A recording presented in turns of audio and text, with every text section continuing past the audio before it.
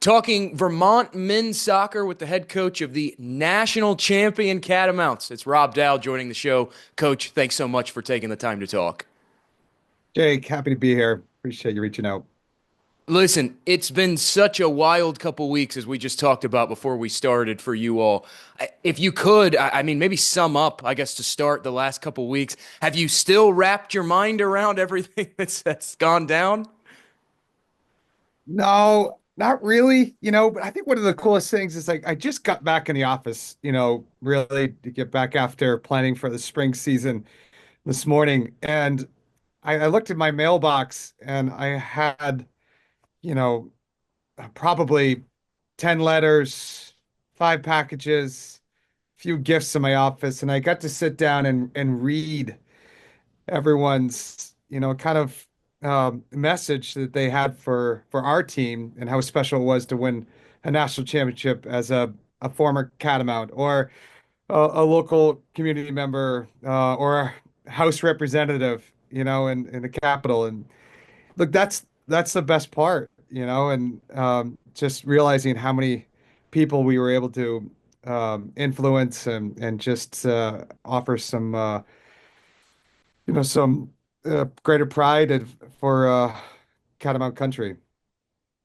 That's actually, one of a good segue to what I was going to ask you about the fan support because I remember seeing on Twitter the pictures of the send off and the reactions and obviously the crowd, the Vermont crowd that traveled down to Cary. How special was it for you to be able to have that type of buy-in from not just Vermont fans, but the state of Vermont, the community at large? Yeah, a lot of credit goes towards the logistical event management group of the NCAA and how they put on this national championship and Final Four, because we had all of our fans directly behind our bench for the semifinal and the final, and that noise and the spirit, the energy, and the beers thrown in the air after every goal. Was felt like you're back home at Virtue Field. So really great job by the tournament committee. But the commitment, right? We were, I think it's like 12, 13, maybe 14 hours of a drive for Vermonters to come down, and they were driving down, they're flying down, and to be a part of this and witness it firsthand. But that's from Vermont. But we have catamounts all throughout the country, and people who are coming from Europe, from the West Coast, from Canada, um, and j- that's different. That's different, right? That we're talking about a national championship, and I guess it's we're deserving of this type of attention, but with how great it is to watch a game, on TV now and online, and what that experience is like, um, we needed that in-person energy. We wouldn't have done it without them, without our fans, and we're so grateful for their commitment and all the excitement they added to the Final Four. I always say if you want to get somebody interested in the sport of soccer, I personally feel like the best way to start is to show them college soccer because of things like what you just said, the fan support. I mean, the things we love about college sports, the passion, the pageantry, the rivalry, blended with our favorite sport of soccer. I think it's a win-win. One of the things too that for you all along this journey, and speaking of the fans, somebody in the front row at the national championship game had the flag that said underdogs with under crossed out. And I know your mantra through the tournament was underdogs? No, just dogs. Why was that such a successful rallying cry for your team? Yeah, look, I think we created this vision of winning a national championship back in 2022, but just prior to that, we wanted to be a top consistent top 25 program, and again that evolved into, hey, let's win a national championship. But like when you look at Vermont and you look at that possibility, you're thinking underdog, right? And in my opinion, and other people have different philosophies, I feel like the underdog standpoint kind of a message to your team only goes so far, because if you lose, you're okay with it. You know, at some point when you lose, you're okay with it. Wow, we look what we did, you know? It's okay we came up a little short.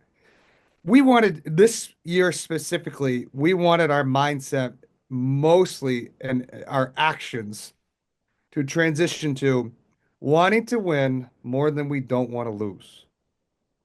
And I think this is like one of the really key aspects of us going into games with a tremendous amount of confidence, courage, loose, knowing we can win. And there it is. Like we're dogs. We're not underdogs.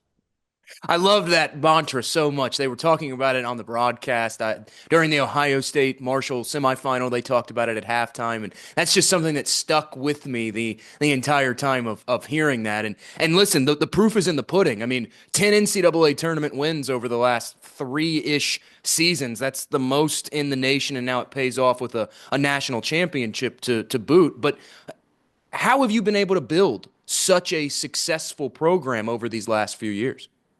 Yeah. Again, it starts with a vision. It starts at planning. We have a strategic planning group that involves five members of the community, whether they're alumni or friends. And, you know, we had to really take a concrete look at how we are scheduling, staffing our coaching staff, um, you know, boosting scholarships and our fan environment. Um, you know, those elements make the biggest difference in our program. Now, and these five individuals are really special to the program, and they're UVM enthusiasts as a whole. So they're my coaches, right? And now I got to trickle that down into our team and keep them dialed into like the most basic things and how to be successful, and that show up every single day.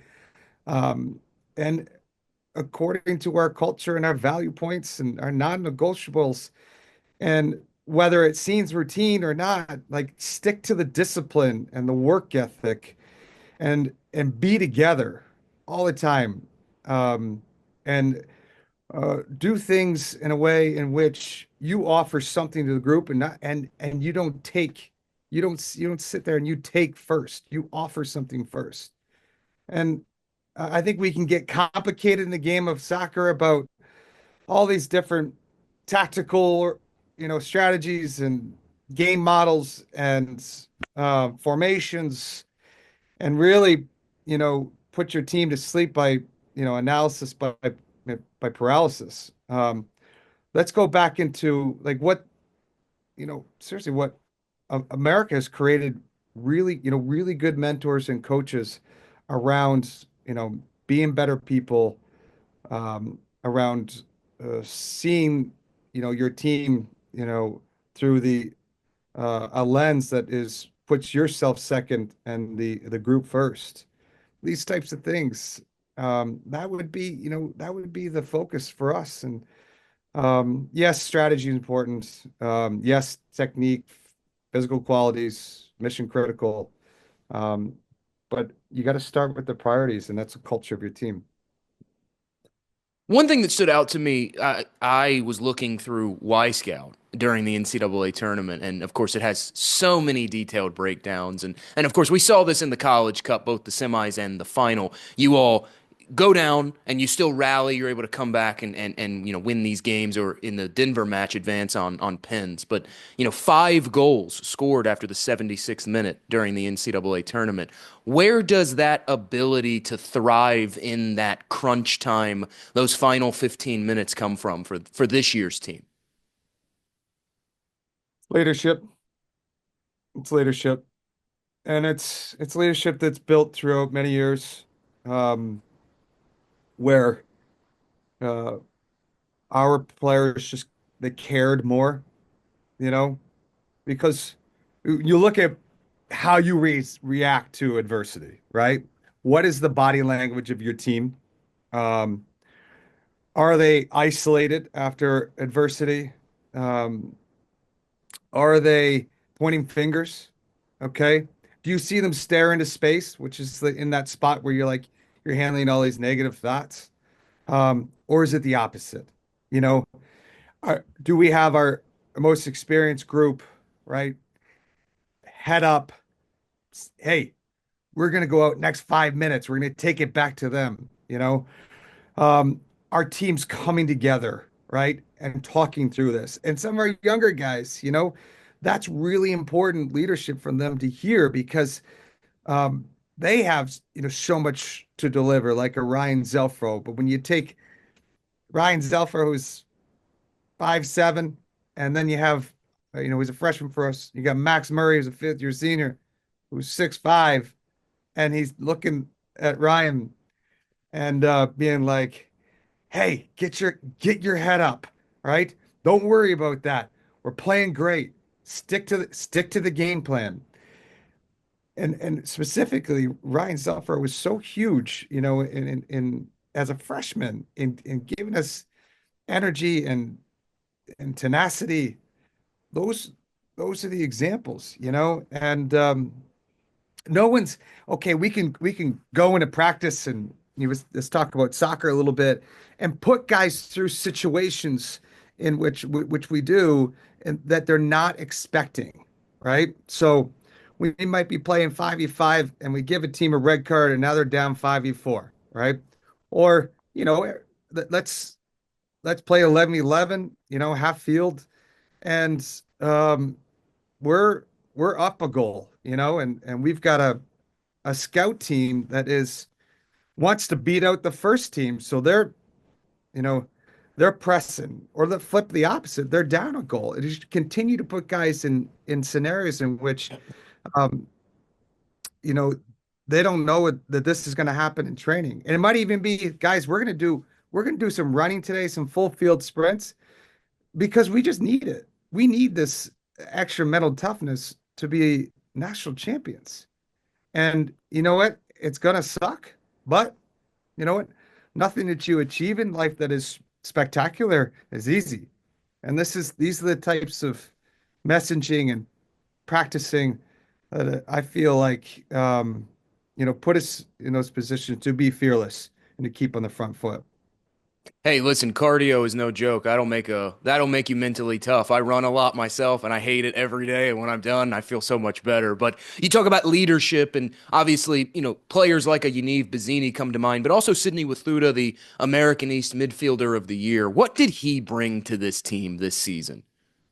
Yeah, and it's interesting. He was a freshman last year, and really like I felt like came on to his game in the NCAA tournament last year and played aggressively, and took on his duels. And it's so hard to find attacking dual players, within the game right now because it's such a collective passing game, right?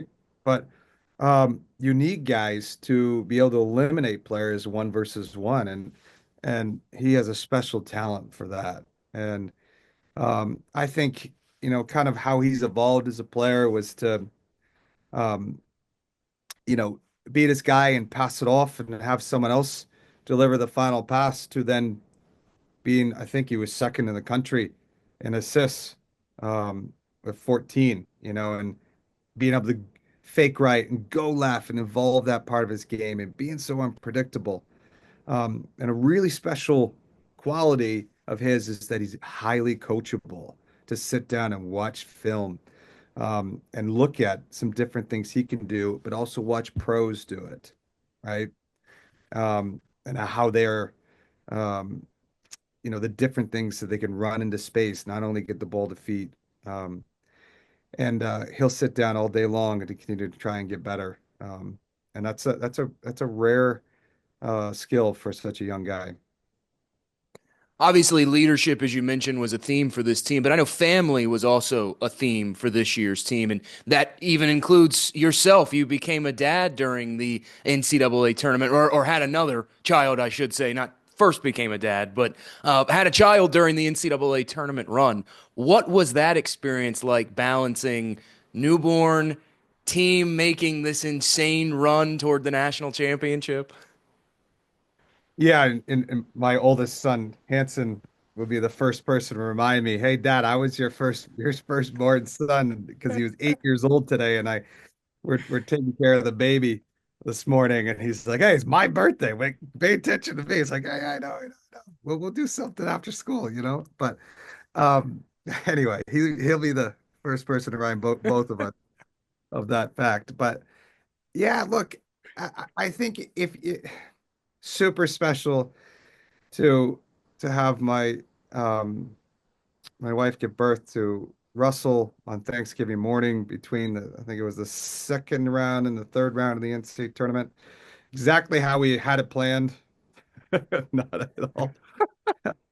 Um, but I think when you're at a flagship state institution, right, in a small state, in a state that really embodies community, right, and a sustainable community, you hear this every single day from the Vermonters' voices, and the only way to establish that is to have a greater family, within the boundaries of New England here, called, Vermont. And um, you want this understanding that, you know, our team, it's great for us all to be together and eat together, and that's a big thing for us. We always break bread every single meal. We sit down together. We play trivia before every meal just to see who's going to eat first or gets extra dessert or something like that, right? So we have traditions like families do.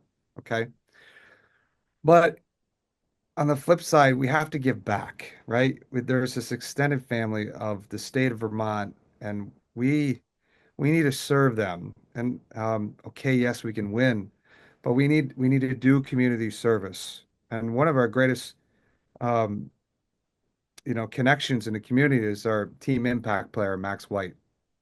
And he is our longest standing member of our team. He's announced in our starting lineup every single game.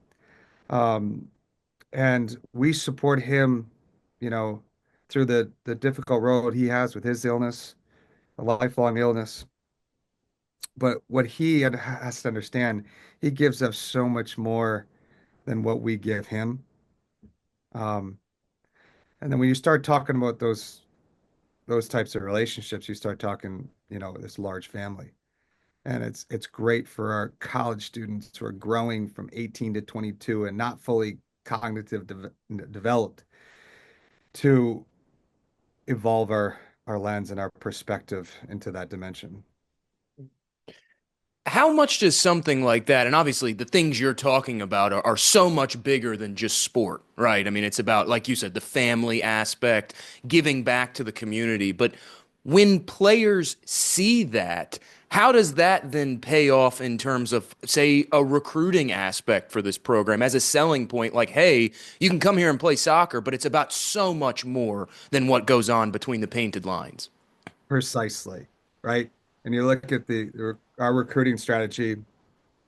Um, the talent is all over the country, talent's all over the world, but you have to get the right people in as soon as possible. And we're looking for those in the intangible talent, right?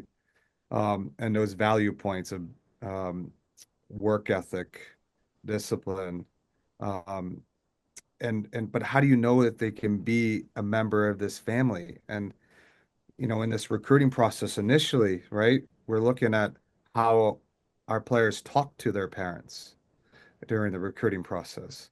Um, how are they, kind of presenting themselves with good body language, right? Which what we want for our team. And when they come visit, are they extending themselves and trying to create a relationship with our team?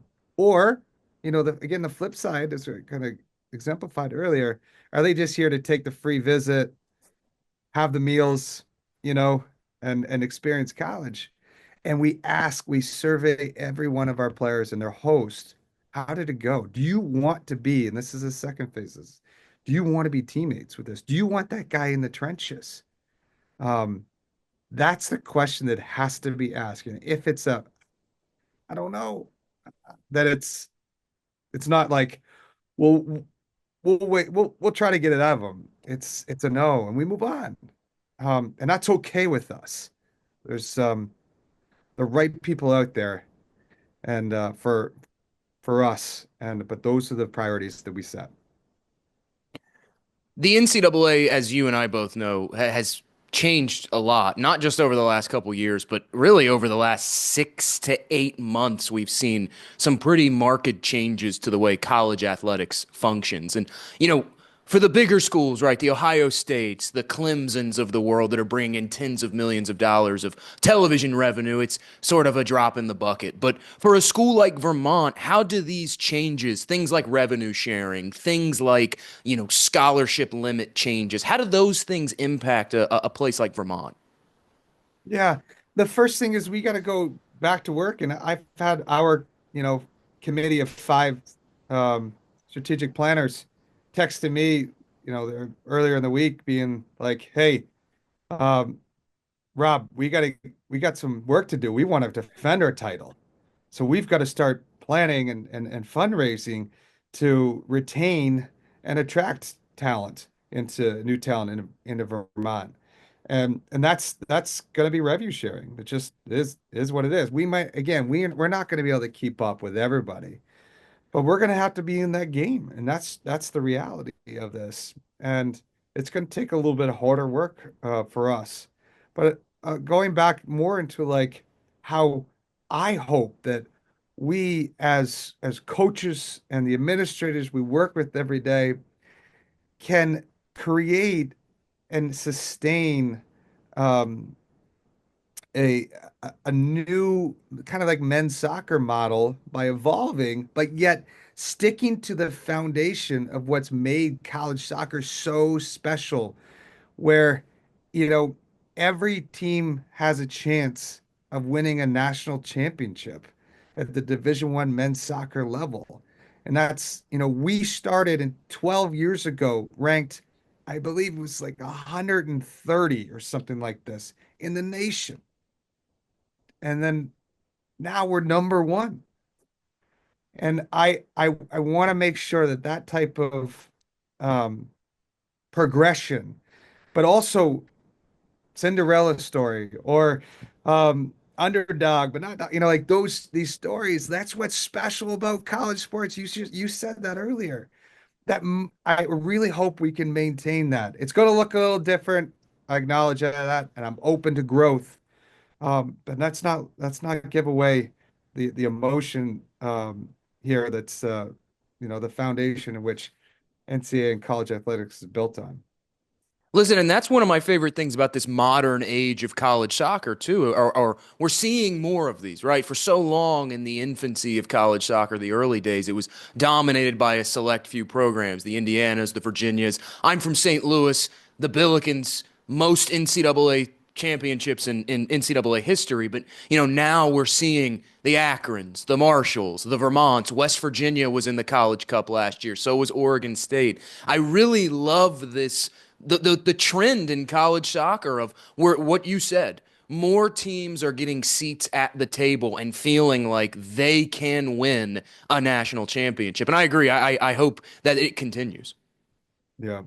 I mean, look what the Premier League did, right? It was always the big four.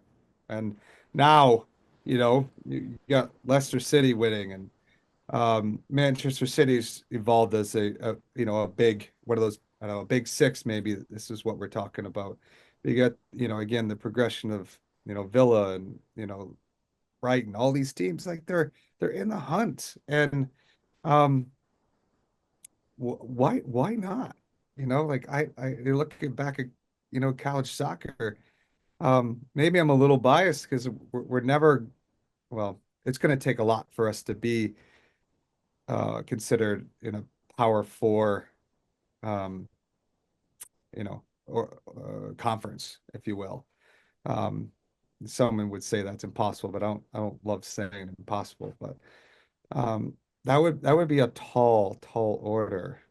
But for us to, you know, money and resources is a part of it, and it's super important.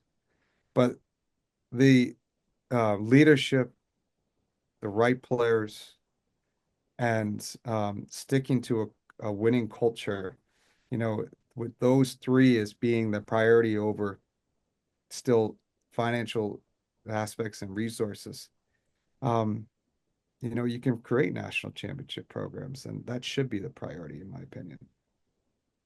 One of those Premier League teams you didn't mention in when you were listing those off was my beloved Crystal Palace, and that is because they are somewhat rough at times. Maybe one of these days they'll be up there considered. Yeah, trust me, this season has been a microcosm of the idea that Palace are up and down, up and down. Listen, for your program, you get two in MLS Super Draft selections this year, and we've talked so much about the health of the program going forward. But what do you think that says about this program? That not only do you cap a successful year with a national championship trophy, but you're putting guys up to that next level now as well. Yeah, just to so I'm clear and transparent, I'm a Manchester United fan, and it's been a real difficult decade. This really difficult. But let's move on beyond that. We can share some misery here and some. Yeah, yeah. I'm staying loyal. I'm staying loyal. Hey, same, same. Loyalty is key. Yeah, I agree. Part of our values, right? Yeah. Yeah. So, um, look, I think we should have more drafted, but let's move on beyond that point. But super proud of Max and Sydney, and what they've accomplished, and like Max Murray was, a, a very under recruited um, player and played for a smaller academy team and Seacoast, and he was kind of a late developer mentally, but had this like tremendous potential um, as an athlete and a competitor, and battling through injury and finding some continuity, and now he's headed to the next level. It's like going through that path. I know he has the tools to succeed, as a pro, um, and I'm really proud to be a part of that developmental process with him.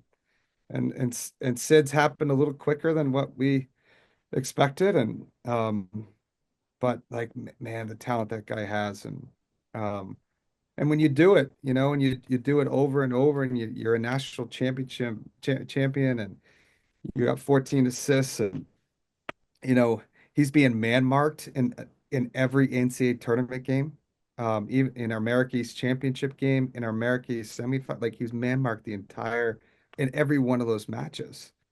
Um, and to continue to deliver and execute at the highest level. Of course, I think Chris Armas was at our Hofstra game watching him play in the NCAA tournament. Chris Armas, head coach at Colorado. His son plays at Hofstra. So that was the first that he really is like, wow, this kid's got something special. So we're wishing Sid all the best. Listen, it's amazing to see. I was glued to the screen watching the picks come in, trying to see. One of my favorite pastimes during Super Draft season is, oh, I covered that guy. Oh, I called one of his games this year during my play-by-play travels, and seeing the names pop up for Vermont, it was so good to see.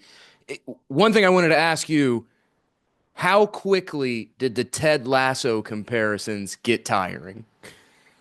There's a picture right here somebody put on my desk. I'll show you right here. But that's right. I love it. I got in this morning, and no, they're all I watched every episode of those. Not Ted Lasso. I'm an intense person. Yeah. I'm a very detail-oriented person. But uh at the same time, I share a lot of the perspective with him, and just the message of the show is really cool. And um now the question is, am I going to shave my mustache? And Yeah. it's, it looks, the mustaches look good on other people. It doesn't, it's not quite my strongest point here. Hey, I like it. I like it. I think it adds character. But someone said to me, and it's stifling me a bit. And they said to me, well, what's the story of the mustache?